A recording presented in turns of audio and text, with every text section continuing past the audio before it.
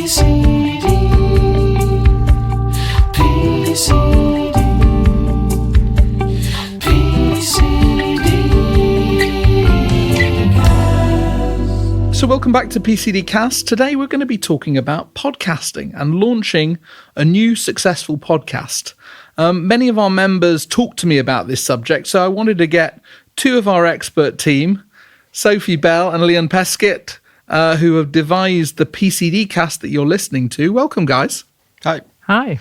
So, Sophie, you were one of the first people that I knew that really got heavily into podcasts. What is it that you think appeals to people about listening to them? I mean, I love a podcast. It's a bit of company. It can be funny. There's a podcast to suit every mood and every need, really. Like if I want information, there's loads of podcasts out there that can keep me up to date on latest trends.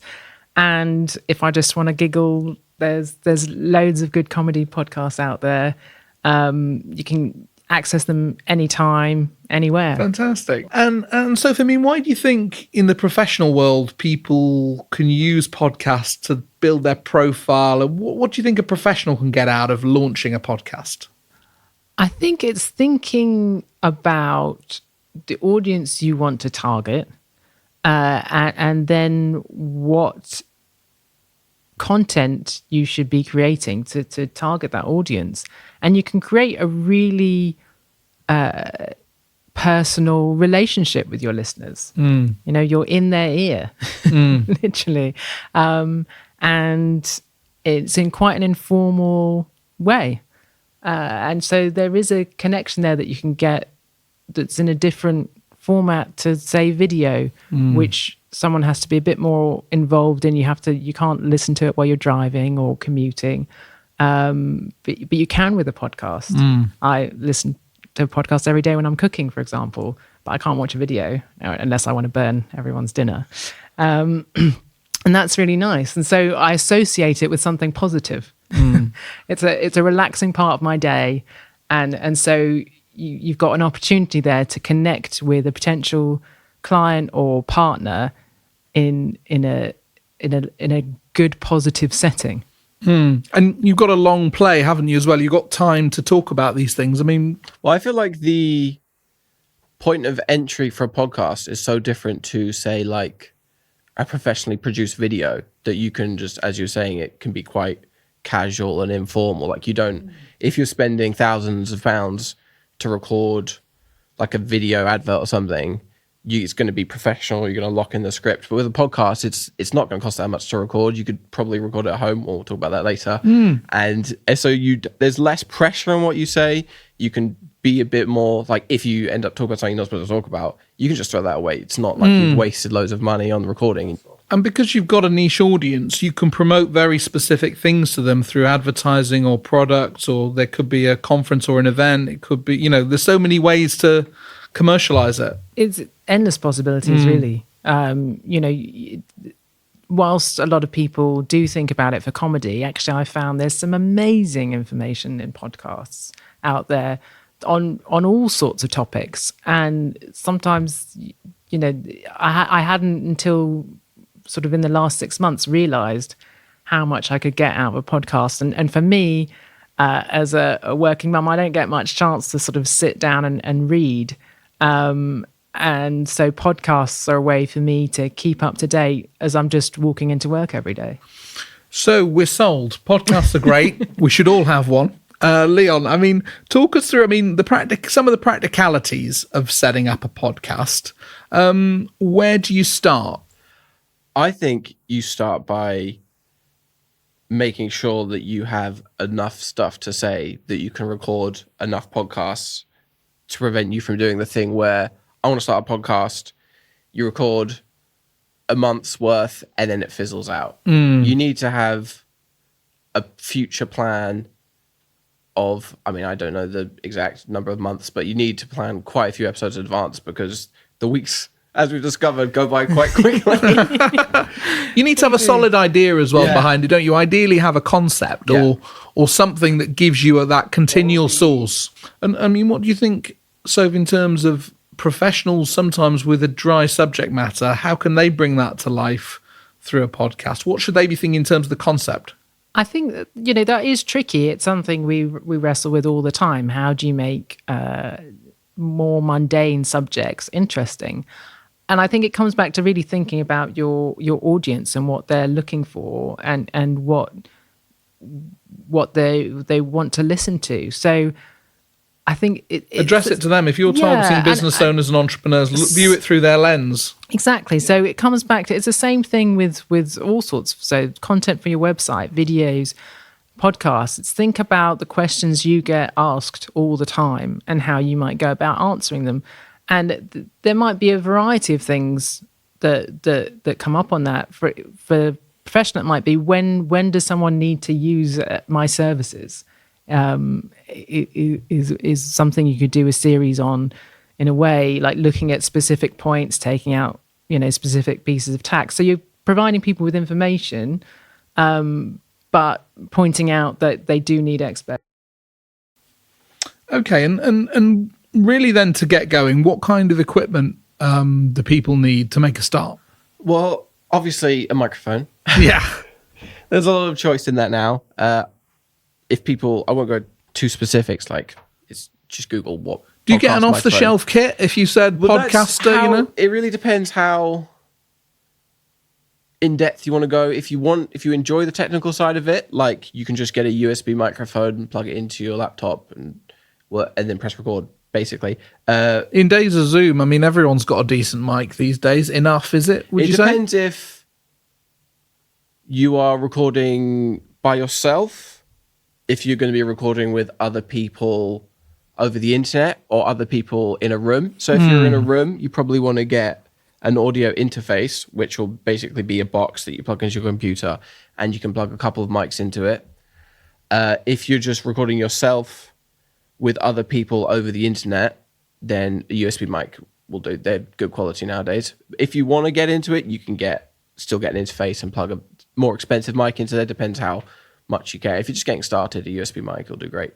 And what are some of the options for that over the internet type record? Because a remote recording option is great for the flexibility that it offers. So obviously a lot of people have used Zoom or Skype, but the problem there is syncing up the audio if you're recording your files locally yourself, or if somebody is, say, capturing just all of the audio through the call, then you get loss of quality through the internet. So we've recently been using Riverside, which is similar to your Zooms or your Skypes, where you'll be talking to each other in like a live online meeting setting, but it will record the audio for each person locally, so there'll be no loss of quality over the internet, and then it'll sync the files for you afterwards. And it also has like inbuilt processing, so it can remove noise and other background things for you, and it has the editor built in possible, and it'll do loads of things. It can do clips and like process the video as well. Fantastic. No, that sounds, I mean, we've certainly, by road testing it and getting this podcast up and running, we've learned quite a lot, haven't we, Soph, about the practicalities of bringing a podcast idea to life? Yeah, we've been using Riverside, and it's great. And with the increased capabilities of it, with all the AI tools and everything, it makes it very easy to edit things yourself without needing another tool or anything else. You can just do it all there. Tools now. It's Yeah. actually hard to pick which one. Yeah. You don't need a tool to tell you which tool that you need, and they all do everything.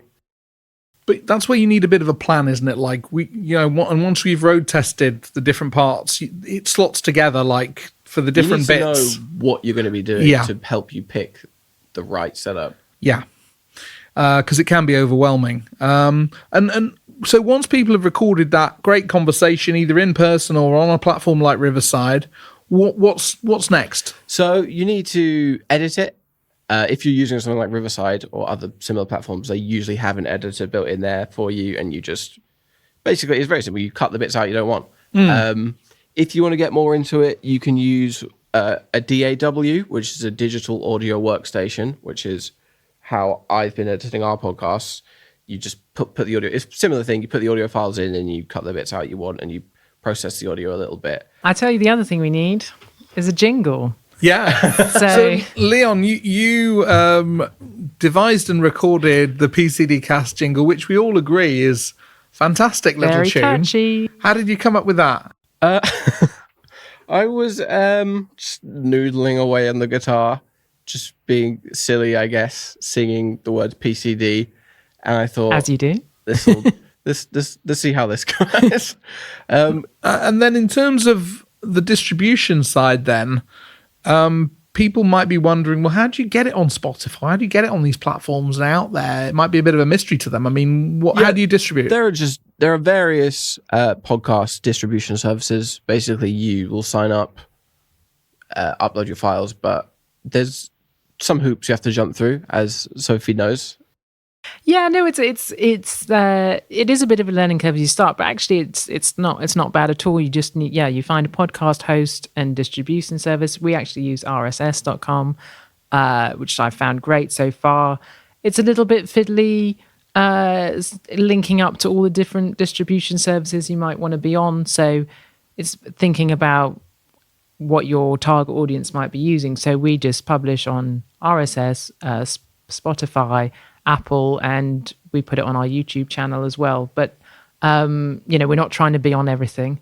So it's just thinking a little bit at the point of distribution where your audience are. But also you need a name and a bit of branding around it as well, maybe Googling or checking up conflicting names or trying to work out for something already called what you intend to call the podcast, or thinking about your customers and what they're likely to search, how they're going to find you, essentially.